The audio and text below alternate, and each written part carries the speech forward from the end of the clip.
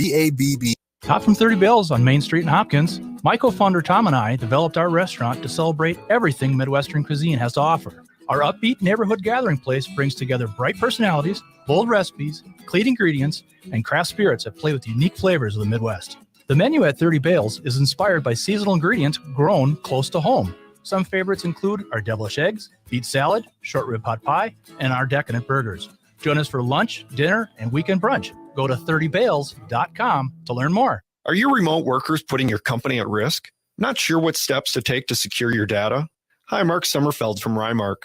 The Rymark team is guiding our clients through these difficult times. In fact, demand has been so high, we created an easy-to-follow guide with the 5 steps to securely work from home. It's yours free.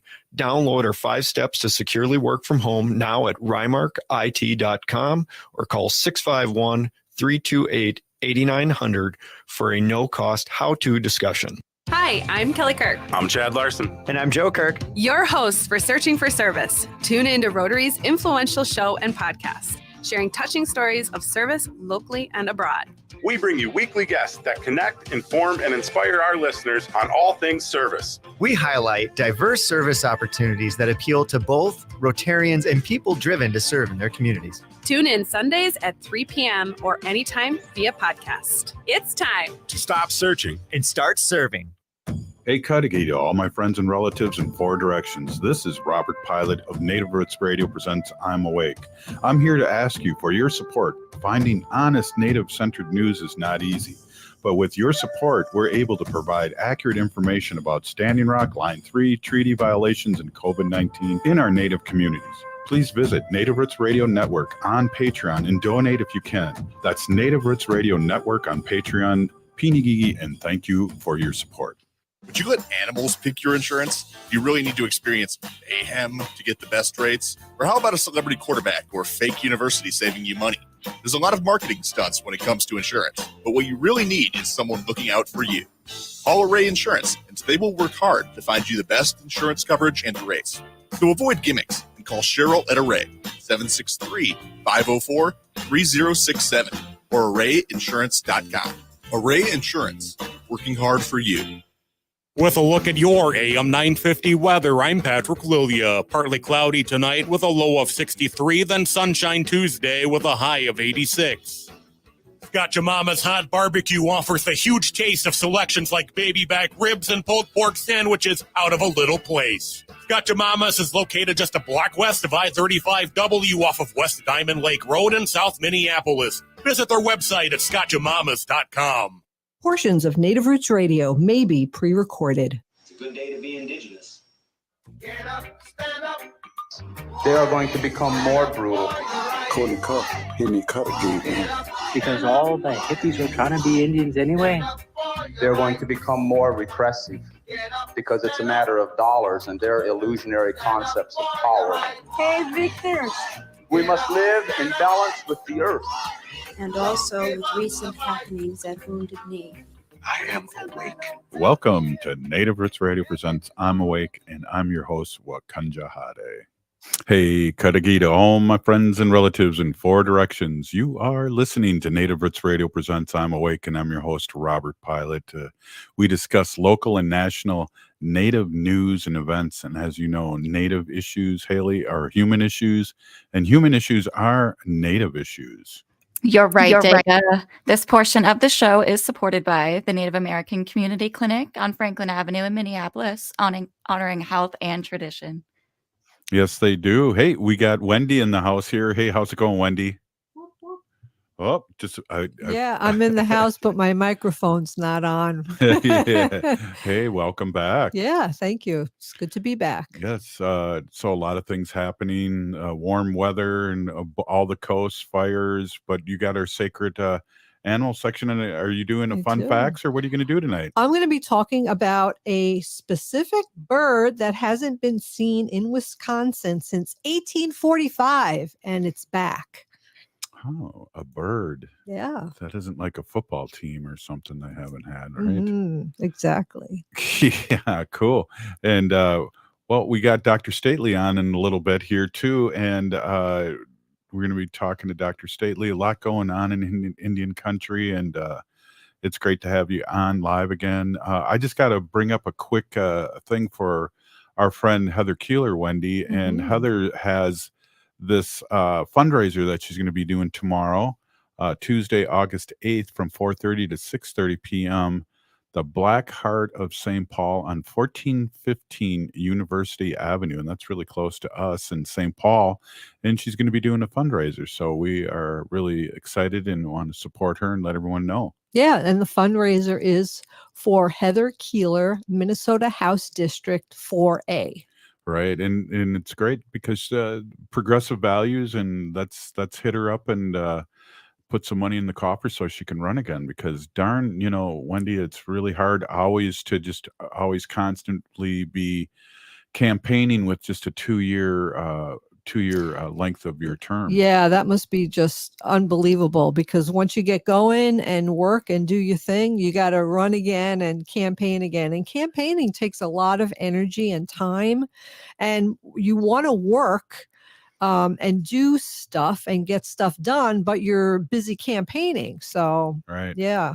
And, it's hard too, because that takes away, these guys aren't full-time, even though it seems like they're full-time, but they're not full-time. And that means they don't have a full-time wage. Right. And they really don't make that much money. So, and they're serving us. So it's a thing that you have to do out of love for your community. Absolutely. It is a labor of love. Definitely. Without a doubt. Right on. And then we got Dr. Stately coming on, and I wonder what we should ask him, Wendy. What do you think? And I have no idea. I know that I've seen in the newspaper, in the news, that there is an uptake again of COVID. Yeah, I did see that as well. It's a new variant, and it is out there. We're lucky though, it's not causing, deaths like it used to, and Right. people have a lot of natural immunity, and a lot of people have gotten their vaccinations and their boosters. So Right. we need to get those. Just a reminder of people, if you're eligible, get that booster. It's not too late. Yeah, exactly. And I guess they're having another booster and we can talk to Dr. Stately about what he knows about that. Yeah. But that's coming up, I think in the fall, I heard. Oh, okay. Yeah. Yeah, I haven't been keeping up. I'm I'm retired now, so Right. I'm like Should we watch the kinda- news tonight or not? No. No. Should I read about the news? Nah. Nah. You know what? Sometimes ignorance is bliss. I have to say, a lot of times watching the news, seeing what's happening, what's going on in politics, and the heat waves and the fires, and just hearing all of that, I'm telling you, it brings me down. It really does. So sometimes I just take a week off, and I just do not watch any news. I don't read anything. If I see anything on my social media, I just scroll right by it, and I just don't want to know. I just want to be ignorant. Well, and it's taxing.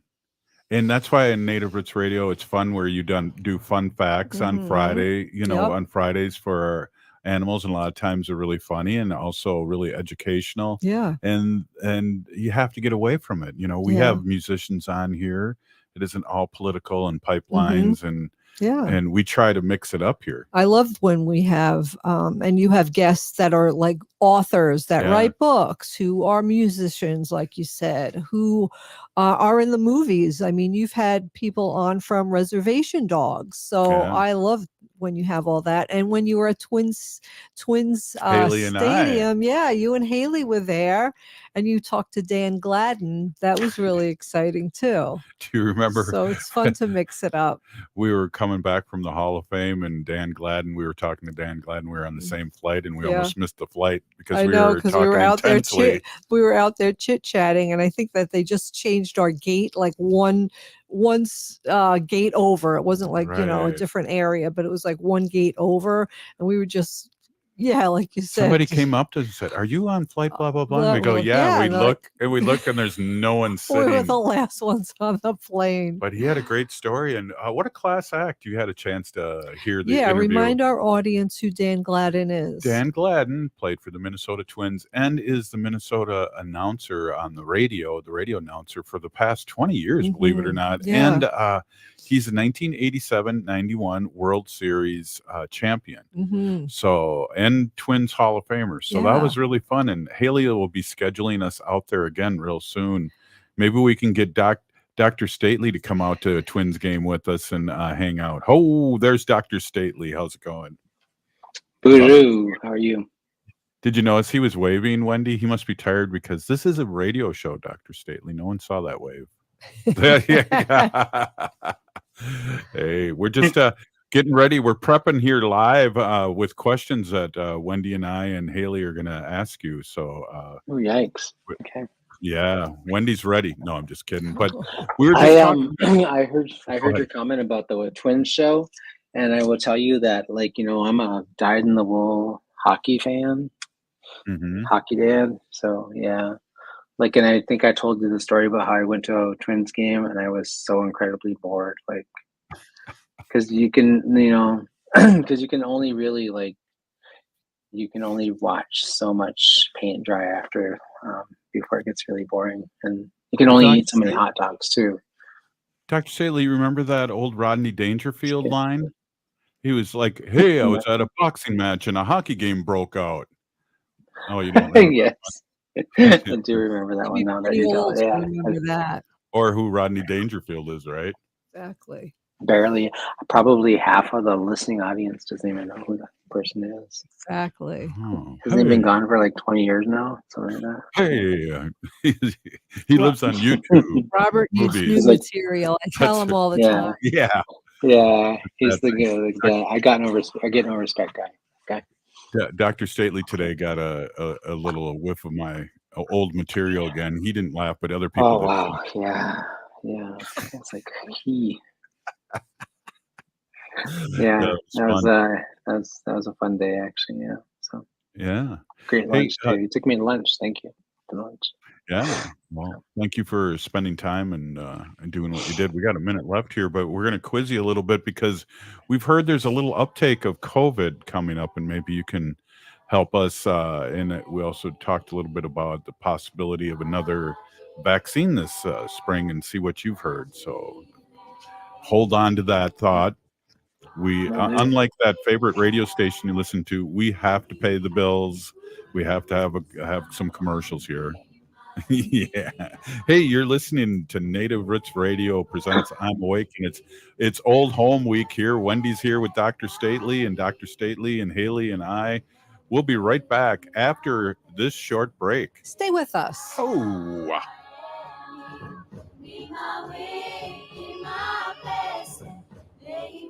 If the statistics say that 1 in 3 Native women and 1 in 6 Native men have experienced sexual assault in their lifetime, it means our whole community is affected by sexual violence. 1 is too many. Don't stand by, stand up. Don't engage in acts of sexual violence, and shut down the dirty jokes, the gossip, the victim blaming and shaming. As a community, we can change the way we respond. Contact the Minnesota Indian Women's Sexual Assault Coalition to attend a workshop to learn more. Sponsored by the Minnesota Indian Women's Sexual Assault Coalition. I'm little teapot, short and stout. Here is my handle and here is my spout. No, Dad, like this. When I get all steamed up, then I shout, tip me over and pour me out. This is WWE superstar Roman Reigns. It only takes a moment to make a moment. Take time to be a dad today. Visit fatherhood.gov, brought to you by the U.S. Department of Health and Human Services and the Ad Council. Be a vaccinative. It's time to come together and talk about the urgent need to stay up to date on COVID-19 vaccinations to protect our heritage, our loved ones, and our future. Throughout history, we have always faced challenges, and today we must protect our culture and loved ones. This is our opportunity to ensure that our tribal gatherings once again resound with joy and celebration, where the echoes of our ancestors guide our steps. It's a chance to care for our elders, cherishing their wisdom and stories for generations to come. COVID-19 vaccines are safe and effective. Let us unite, resilient as ever, and show the world the strength of the Native American community. Together, we shape a future where our traditions thrive, our children learn from our ancestors, and our people flourish once more. So be a vaccinative and learn more about staying up to date with your COVID vaccinations at health.state.mn.us. That's health.state.mn.us. This message is brought to you in partnership with the Minnesota Department of Health.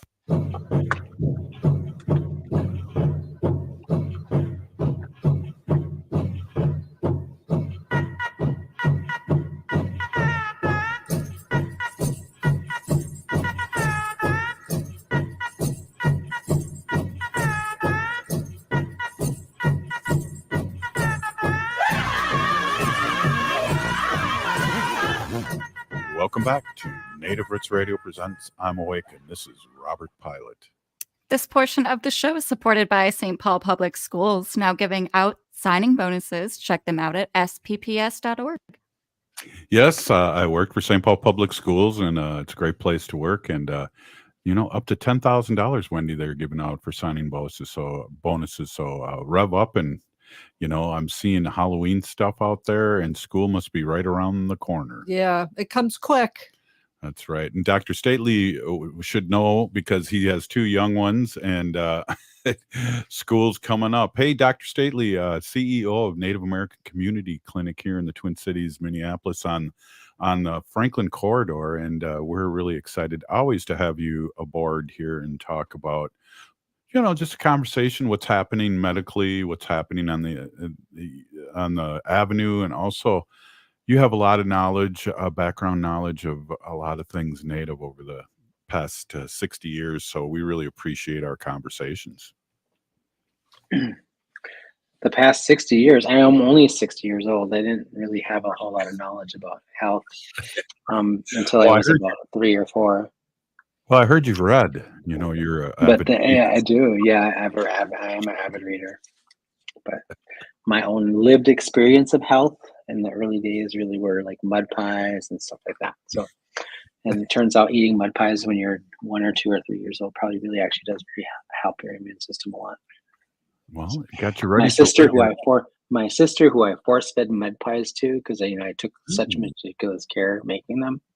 I insisted that she would eat them, and if she didn't participate, I would encourage her to do it. Yeah. She got a lot of. And she almost never got sick. So yeah, there's a correlation there. Yeah. Anyway, that's what Wendy said. A lot of B12 there in those mud pies. Yep, a lot of B12. Yep, and a few probably all kinds of other things that she didn't really need, but she might have benefited from. Or iron. But yeah, iron for sure. I think there might have been some arsenic in there too, because we lived in the projects, so that's the other thing that would have been there. Yeah, some bad stuff. But you asked a question about COVID, before we went to break, and so I did a little boning up on the thing. Here's the thing: is I think we talked about this a couple weeks ago. I think there's a general perception, I think, across much of, for sure, I think the developed world, and certainly we consider the, Minnesota, Wisconsin, the United States, part of the developed world. There's this sort of prevailing sort of perception, I think, for lots of people that the pandemic is over. People have actually even used that word, the pandemic is over, because things that have happened recently within the last month have been things like the declaration of emergency, public health emergency ended, which meant that a whole other things shifted and changed. Resources from the federal government and also from the state probably came to an end. People had all kinds of things changed because of that, the ending of that emergency declaration. So I think that there's a difference, I think, also between public health emergency and public health crisis. Those things aren't the same. And the impact that the pandemic had on healthcare writ large across the United States and across the world has been, just significant and unyielding, right? So many people have left healthcare that it has left a lot of our health systems really challenged to meet the everyday challenge of sort of operating health systems, mine included, fully staffed with medical staff who can help with addressing chronic diseases, things that we didn't pay attention to over the last several years. So there's still that crisis part that's related to that, which is sort of kind of the aftermath of living through a pandemic, of the size and magnitude of that particular pandemic. And it is probably not untrue that this has been the largest and most impactful pandemic that our modern world has ever seen, right? It far surpasses the the impact of like the the influenza pandemic of the early 1900s. Oh yeah, in terms of the scale of loss of life and damage to infrastructure, like the loss of just the scale of the impact is unimaginable compared to some of those other things. So that's important to recognize. And then I think the other thing is just boots on the ground is to recognize a couple different things that, in the month of July so just in this last month, which we just finished, there was about a 10.3% increase in weekly COVID hospitalizations, hospitalization admissions. So around 7,100 or so of them in the United States. And that suggests that we're still in the midst of a public health challenge, right? And I want people to think about that. That's like, a 10.3% increase is not insignificant. It's one way of thinking about that is it's probably comparing apples to oranges. Quite frankly, as a scientist, I would never sort of say that this is an accurate comparison, but like our inflation rate is lower than that. And so is, the cost of living adjustment. So I think part of that is like recognizing that these are still significant numbers. And I don't think that anybody suspected or assumed that there would be no new infections and that there would be no new hospitalizations when the public health emergency rescinded. But what is important is to recognize that as long as new infections continue to happen, there will be strains and variants of this specific virus for a while. And I think that what we're seeing now, even with all of the vaccines that have been gotten across the developed world, is that there are still vulnerable people who have the elderly, people who have immunocompromised immune systems, and a few other things that are still quite vulnerable to getting COVID, and the potential and the risk for mortality is great still. So just kind of like remembering to engage in good practices when you're doing things like traveling out of the country, when you're in close proximity with large groups of people, when you are among people who might be in those specific categories, that doing things like wearing a face mask, especially if you're not feeling well, have a cough, you have a fever, those kinds of things, staying home when you're sick, those are all really wise things to do. And that's a really important part of contributing to the greater good, and also to the contributing to the lack of transmission of the virus. Remembering that every time it skips a host, it has an opportunity to transmute. And then I think part of the thing I think that's coming down the pike for like the fall is like there is the reality is that like we remember last year, like when people took off their face masks, we saw a significant uptick in flu and influenza, and during that period of time, that was because we were not in each other's space for a long time, and we're not breathing each other's air and sharing germs because of face masks and social distancing and a few other things. And that has changed over the last several months, right?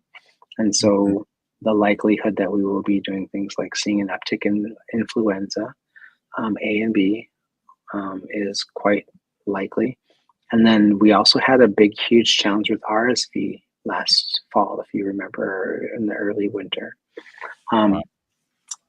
People are now encouraging folks, pediatricians, family physicians are encouraged people to get like what's called the triple vaccine, the trifecta vaccine, which is like get a especially if you are in the area of some of those more vulnerable populations, elderly, immunocompromised, you might have some lung issues, those kinds of things, because all three of those things attack the ability, your lungs and your ability to actually breathe.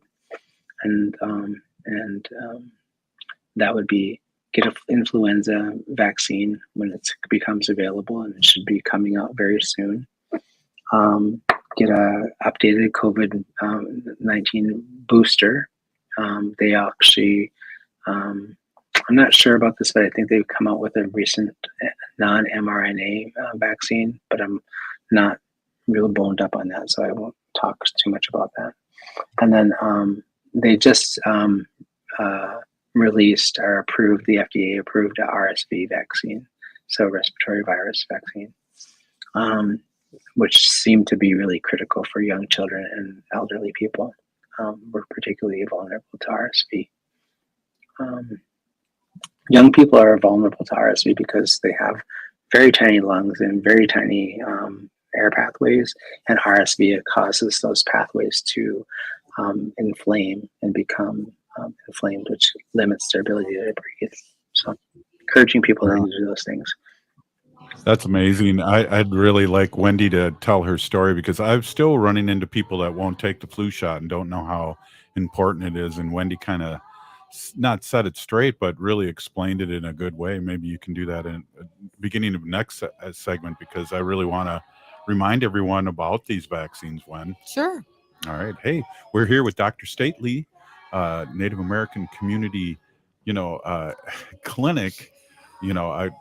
Wendy's laughing over here because we got so many Native Americans on this show. I just get confused. Hey, we'll be right back after this short break. Stay with us. Oh,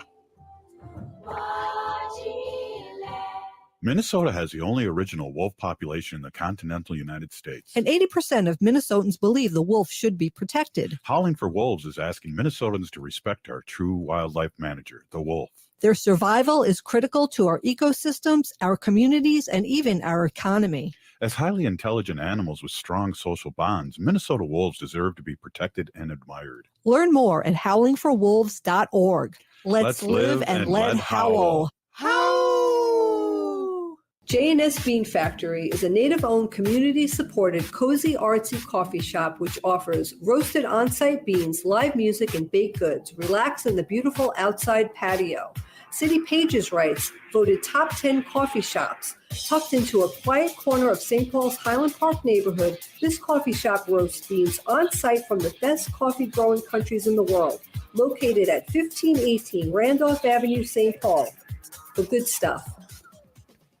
In this critical time for Indian country, voting is crucial to protecting the land, water, and communities. Voting creates collective power in securing our planet's future amid climate chaos.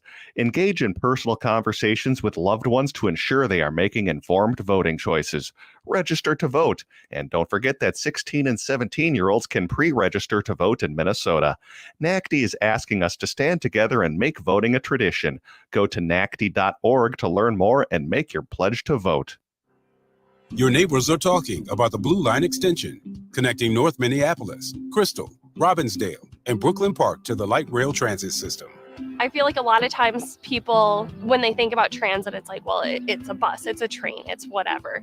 But it really isn't. It's a lifeline for many communities, and it feels like something that we really need here. Hear more of this story and others at yourblueline.org. As we emerge from the shadows of the pandemic, let us celebrate our resilience and embrace the path to a brighter future. While the COVID-19 emergency declaration may be over, our commitment to safety remains stronger than ever. We invite you to stand tall and protect what matters most, our health and the well-being of our loved ones and elders. The power to keep our community safe lies within each one of us. It's important to remember the basics when you're with someone who might be at risk of COVID complications. Wear your mask, wash your hands often, and take an at-home COVID test if you have any symptoms. We are a strong and interconnected community, and together we'll emerge from this challenge stronger than ever. Stay safe, stay healthy, and keep the spirit of our Native American culture thriving. Find more tips on continuing to be safe at health.state.mn.us. That's health.state.mn.us. This message is brought to you in partnership with the Minnesota Department of Health. Metro Transit is proud to offer the free use of IRA for transit trips, an app that connects blind and low-vision customers to a live agent for navigation assistance. IRA can help you determine your location, read schedules, find your next transfer, navigate stations and platforms, and general trip planning, and is now available in Spanish. Learn more and download the app at AIRA.io. That's AIRA.io. With a look at your AM 950 weather, I'm Patrick Lilia. Partly cloudy tonight with a low of 63, then sunshine Tuesday with a high of 86. Gotcha Mama's Hot Barbecue offers the huge taste of selections like baby back ribs and pulled pork sandwiches out of a little place. Gotcha Mama's is located just a block west of I-35W off of West Diamond Lake Road in South Minneapolis. Visit their website at scotchamamas.com. Hi, this is Representative Sharice Davids from Kansas. I'm Ho Chunk, and you're listening to Native Roots Radio. And we're back to Native Roots Radio presents I'm Awake, and this is Robert Pilot. This portion of the show is supported by the Minnesota Indian Women's Sexual Assault Coalition. Yes, great work they've done for so many years and with us for so long, Wendy. One of our first sponsors. Mm-hmm. Yeah. Hey, Wendy. So I mind if you could just tell a quick overview of what you told me, and it really made sense about getting a flu shot. I was like, oh, that makes total sense. Yeah. Well, I hear every year people who say, oh, I've never gotten the flu shot and I've never gotten sick. Well, you know what? That's great. And you're really, really lucky. Yeah. But here's the thing, when they develop the flu shot every year, they're kind of guessing about which flu bug is going to be around, right? They're different strains and variants of the flu. So they kind of guess at it, and they make the flu shot with past history and what they really think is going to be hitting us this year. So sometimes when they do make the flu shot, it gives very little protection, sometimes only 30% protection against the flu, and people kind of poo-hoo that. But here's the thing, if you get the flu shot every year, it may not help you this particular year, but it might help you next year and the year after and the year after. And the more years you get this flu shot, the more you are building up immunity to future variants and flu bugs. Yeah. And the other thing I want to mention is too, like Dr. Stately said earlier, with the COVID and with the flu, the elderly and the very young are very susceptible to the flu. So if you have family members or little ones who are vulnerable, you want to get the flu, not for yourself. You'll get it for other people, for the greater good. So I recommend the flu shot every year, and I always get mine. And I knock on wood, I have not been sick from the flu, but I don't do it just for myself. I do it because I'm around little children. I do it, I'm around elderly people. So that's why I get the flu shot. Yeah, and that really convinced me, Dr. Stately. It was really logical, and I'm sure Wendy has told me that before. It hit home because I have selective hearing at times. Yeah, that's very responsible of her. She lives with an elder. She should do a good job of taking care of him. But I was going to say, like, one thing I was going to say really quickly too is, like, I want to just really ensure our audience that's listening, because I'm a scientist as well. So it's like we do a little more than just guess. We actually sort of, like, we use information about, like, using information from past, from past experience, but also what we're seeing happen in the other hemispheres. When they do it. Yeah. Well, kind of like, I mean, you're using, like, deduction, reasoning, and deduction too. But they also look at things like what are happening on the other hemispheres, right? So here's the thing: is, like, I have a good friend of mine who just went to New Zealand, and guess what? It's nice and balmy here in summertime in Minnesota in the United States, or in the northern part of the hemisphere of the world. And down in the southern hemisphere, it is wintertime there. It's cold as buckets, and she and her family got influenza A. She thought she was like, I thought I was gonna die.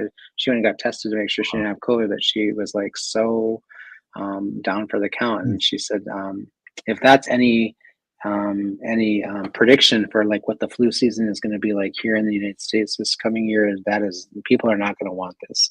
She said she was like, they were all, her and her whole family, they were they had it coming out of both ends, and they were like in pain, and they were like just in joint pain and high fevers and all kinds of stuff. So I think part of that is we look to like what's happening in other parts of the world that are currently having flu season, and we try to do our best to predict what's likely to happen, what strain is out there, and we pull on some of that information as well. So we do a little bit better of a job than just guessing. So, Dr. Stately, what you're saying to our flat earthers, that there is winter on the other side of the earth is round, not flat. Are there still people that are flat earthers out there? Well, they listen to Joe Rogan, and that's a long story in another show. Oh, Lordy, yeah. Well, if you are a flat earther, yeah, it's eventually going to get here, whether the earth is round or not. So I don't think the viruses know the difference between circumnavigation and just a straight line, quite frankly. I'm not sure. Well, I that's a would good know. point. I'm not an amoeba. Well, those are really good points. And what I always want to talk to you about too, because of our connection, but also our past history, is that while COVID and things were going on, drug addiction and fentanyl were doing push-ups in the parking lot. Oh yeah, they were spotting each other actually. So I think yes. So we are we've seen a significant I think the last year over year. I think last year 2022 we had some of the highest rates of overdoses that we've ever seen. In the state of Minnesota, I think it was right around 1,100, 1,200, something like that. And that's a record-breaking number of overdose deaths. Sadly, a couple of my own relatives passed away in those last couple of years during that time.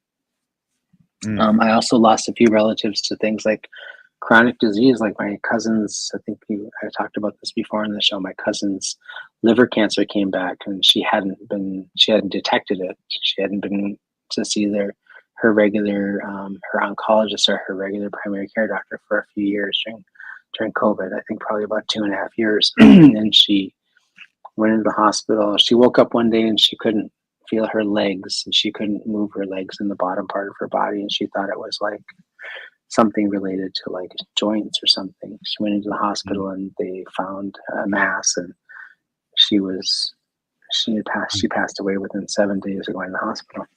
I think those are things that we want to pay attention to, as well as making sure that we're doing things like catching up on chronic care issues that we might not have spent time paying attention to over the last couple of years. We have some of the lowest vaccination rates in the state of Minnesota for Native children, which were in place, which was true before COVID, and then in the years following COVID, it's gotten a little bit worse. And we're seeing vaccines for things like mumps, measles, rubella, the things that you need to be able to sort of go to school and be in public spaces with other folks.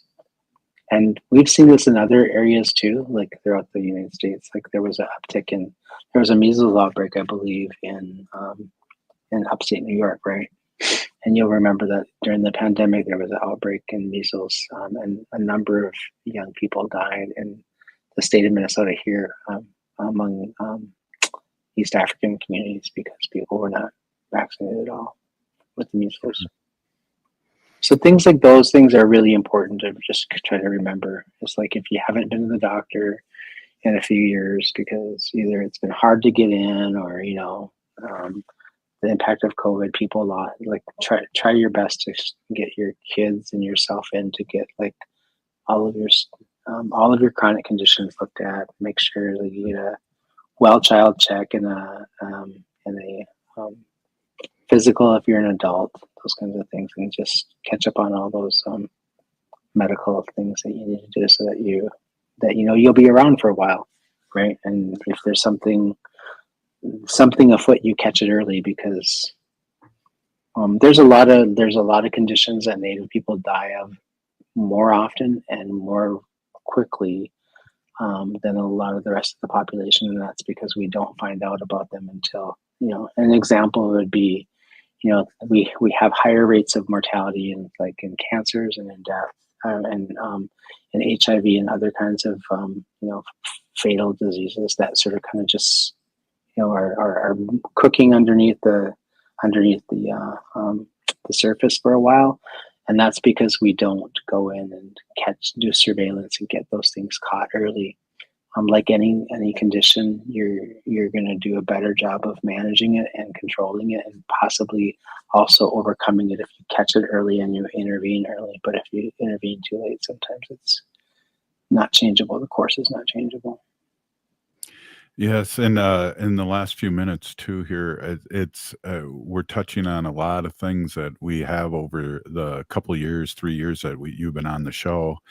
And mental health is one of the things, a byproduct of everything you're talking about right now. Yeah. The amount of isolation we went through, the amount of loss, just the scale of loss. I don't think I know a person in my personal life or my professional life that did not lose at least one person during the pandemic, if not several, right? Mm-hmm. And the impact of that scale of that loss on ourselves as individuals and as a community is tremendous, right? So things like, go in and talk to somebody. Also go to ceremony, talk to an elder. We have ceremonies and traditional healing rituals that help us take care of our grief and our loss in our hearts and our souls, right? These are also important things to do. And NAC has a traditional healing program. We offer access to a number of ceremonies in the community fairly often. And you can also talk to elders and residents here. So, yeah. Yeah, that's huge. And we got like a minute left. And then in honor of Wendy being here in studio today, I just wanted to say, she always says, ask Dr. Stately what he wants to talk about. So the floor is yours, the last minute and a half here, Dr. Stately. Well, I'm always happy to. I'm always happy to talk about health, because I think it's like a big part of what orbits my world. But I'm getting ready. I don't know how many people are getting ready for school. School's like, I get anxious like this time of year. Like if my kids asked me the other day, like, when's school going to start? And I looked at the calendar. I'm like, oh my God, it starts in 4 weeks. And they're like, oh, we got to do this. We got to do this. We got to go shopping, new clothes, new shoes, all the stuff that you got to do. And I'm like, I got to schedule your dental appointment. I got to do this. I got to like all stuff that I can't accomplish when they're in school because they're just too busy, and hockey season takes off. So I just encourage people, like NAC has a Kids Day event coming up on the 18th. It'll be held in partnership with a lot of folks at Little Earth Residents Association, giving out free backpacks and school supplies and a bunch of other things and fun activities. But we're also going to, sign you up for well child checks and help you get your kids ready for school. So please come. Wow.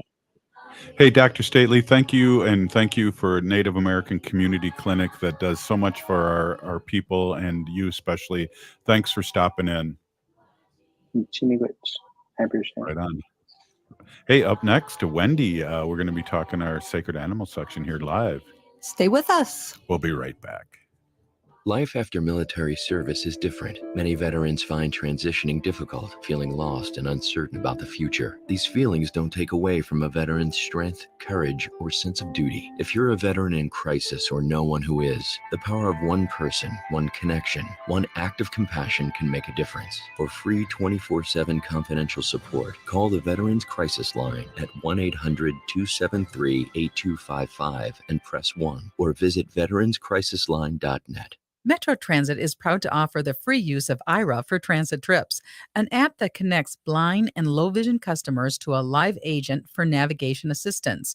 IRA can help you determine your location, read schedules, find your next transfer, navigate stations and platforms, and general trip planning, and is now available in Spanish. Learn more and download the app at AIRA.io. That's AIRA.io. In this critical time for Indian country, voting is crucial to protecting the land, water, and communities. Voting creates collective power in securing our planet's future amid climate chaos. Engage in personal conversations with loved ones to ensure they are making informed voting choices. Register to vote. And don't forget that 16 and 17-year-olds can pre-register to vote in Minnesota. NACD is asking us to stand together and make voting a tradition. Go to nacd.org to learn more and make your pledge to vote. Hey, this is Robert Pilot. I taught in St. Paul Public Schools for over 25 years, and I want you to join the team and make a difference in our children's future. Right now, St. Paul Public Schools is offering hiring and retention bonuses up to $10,000 for a variety of teaching and classroom support positions for the next school year. Grow in a supportive and fulfilling public school setting. Limited bonuses are available, so don't delay. Apply at spps.org/careers. You're listening to Native Roots Radio. This is Spirit from Reservation Dogs. Get up and listen.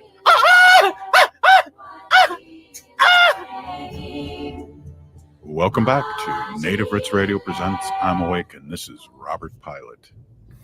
This portion of the show is supported by Howling for Wolves, protecting wolves for future generations.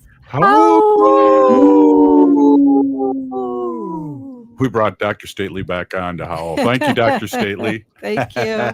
Giggle up, man. Take care. We'll see you. That's awesome. Hey, I want to introduce my awesome, beautiful wife, Wendy. Wendy's been an animal advocate for many years, and she talks about our sacred animals here on Native Roots Radio for the past 7 years. And Wendy, thank you so much for coming on, and thank you for being live. Yeah. Hey, everybody. My name is Hanaji Hihani. That means cares for them. I was given that name by my Dega Curtis. Curtis goes by Mashke Hanajinga, which means walks on white clouds. I'm a humane policy volunteer leader for the Humane Society of the United States, and I work on animal issues at the local and state level. And it's always my pleasure to do that. And today I'm going to be talking about a bird that flocked to Green Bay to catch a glimpse. So these birders are all over, and they're coming to Green Bay, Wisconsin to catch a glimpse of Gulf Coast shorebird, last seen in Wisconsin in 1845. Wow. Yeah. So this bird was last seen in the state of Wisconsin almost 180 years ago. Logan Lassis, a member of the Bay Area Bird Club, spotted a Rosetta spoonbill in the Ken Ers Nature area in Green Bay on July 26th. The Wisconsin Public Radio reported more than 450 people have visited the nature area as of Tuesday. James Anderson, Deputy Director of the City of Green Bay Parks and Recreation and Forestry Department, which runs the nature area, told the Associated Press that the bird was last spotted Wednesday evening. He said usually only about a dozen people use the nature area at a time, but that 60 to 70 people were in the area looking for the bird at the time. About 40 people were in the nature area when Anderson visited Thursday morning, he said. The parking lot was full, he said. It's awesome. Wow. Yeah, Candy Evans told Wisconsin Public Radio that she and her husband left their home in Door County at 6:30 a.m. to travel to the nature area. It is so interesting because it is just such a distinctive silhouette, Evans said. Now, It's just a gorgeous bird. What's the name of the bird again? It's called Roberta spoonbird? No, it's called I'm going to lose my spot here, Sorry. but that's okay. I'm going to find it. It's a Rosetta, Roseate, Rosetta spoonbill. Yeah. So, this woman, there are pictures of it on the internet, and the bird, here it is. This is what the people, Evans, who left Door County, traveled. The bird is pink and resembles a football on short stilts. 6 types of spoonbills are found around the world, but only the Rosetta roseate, is present in North America. It's usually found in the Gulf Coast states and Central and South America. The last time the Rosetta spoonbill was seen in Wisconsin was in 1845, and that bird was dead. It's unclear how this bird reached Green Bay. Birders and scientists theorize it may have simply gotten lost or blown off course by a storm. Climate change and loss of habitat also are forcing birds north. You said that, Robert. We talked about Look at that. the picture of them. Yeah, it's kind of like a football. flamingo with shorter legs and a flat beak. Yeah, it's a very pretty bird. Tom Presby, Wisconsin conservation manager at Audubon Great Lakes, which works to protect birds across the region, told Wisconsin Public Radio that the bird headed to Escambia, Michigan after landing in Green Bay on July 26, but it returned to Green Bay on Saturday. He said he believes the bird may spend several weeks in Green Bay before traveling around the Midwest and eventually returning to the Gulf Coast. David Drake, a wildlife ecology professor at the University of Wisconsin-Madison, said the bird's foray into Michigan suggests it's exploring. Yeah, his advice for birders hoping to see the Rosetta spoonbill is not to look for the bird, but to look for the hordes of people carrying cameras and spotting scopes. Yeah, so that's pretty interesting. I've been hearing a lot about that lately, like birds and other animals going where they're not supposed to go or show up somewhere where they haven't been in a really long time. But that's a cool looking bird. It is a cool looking bird. And there's an otter in Santa Cruz, and it's hassling surfers and stealing their boards. I should just say that was from WCCO News. Here in Minnesota. Reporting on that. Yeah. And it part also Wisconsin News. Yeah. Cool. This is from NPR. I know how you love that. Oh, but Dr. Stately's favorite channel. This is from July 13th, 2023 by Dustin Jones. And there's an aggressive sea otter in California, and it's hassling locals and riding boards she stole from surfers in the lineup. Yeah, Streamer Lane is a legendary point break nestled along the rocky shores of Santa Cruz, home to swaths of experienced surfers, as well as a 5-year-old female otter with a growing reputation for repeatedly confronting surfers and kayakers. Oh, geez. Yeah, videos across social media show the otter hoisting itself out of the ocean and onto boards while surfers sit back in awe. Yeah, at times she's chewed on the boards or forced surfers to surrender their boards altogether. Yeah, onlookers in the videos can be heard laughing in jest at surfers' misfortune, but officials with the U.S. Fish and Wildlife Service say the otter poses a public safety risk. Oh, come right? While there have been no confirmed reports of injury due to the highly unusual behavior of this otter, kayakers, surfers, and others recreating in the area should not approach the otter or encourage the otter's interactions, the U.S. Fish and Wildlife said in a statement. Yeah, 60-year-old Santa Cruz native and photographer Mark Woodward said he has photographed hundreds of otters over the years, but has never seen something like this. He's witnessed the otter bully surfers 3 times in less than a week. Quote, I saw the first incident on June 18th and I didn't know what was happening, Woodward told NPR. It was quite astounding. The U.S. Fish and Wildlife Service said the otter's behavior is concerning and unusual. And though the exact cause is unknown, officials said it could be associated with hormonal changes or being fed by humans. Yeah. So honestly, that is probably something that I would, want to see. Like, could you imagine being on your surfboard, like sitting there waiting for a wave, and an otter like jumps on the board and like forces you off your surfboard. Wow. And then you have to give it up to an otter. I think the be careful animals out are there. fighting back, Wendy, because They we are.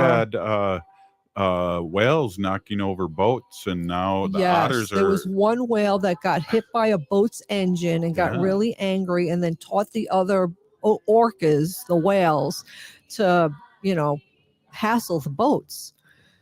Yeah. Wow. Hey, thanks a lot, Wendy. Great segment. I could picture that all in my little brain here. Hey, if you're listening to the show, you're part of the resistance. We're still here. We are the 7th generation. Free Leonard Peltier. Now. If you're someone that counts on AM 950 to bring you the latest in progressive politics,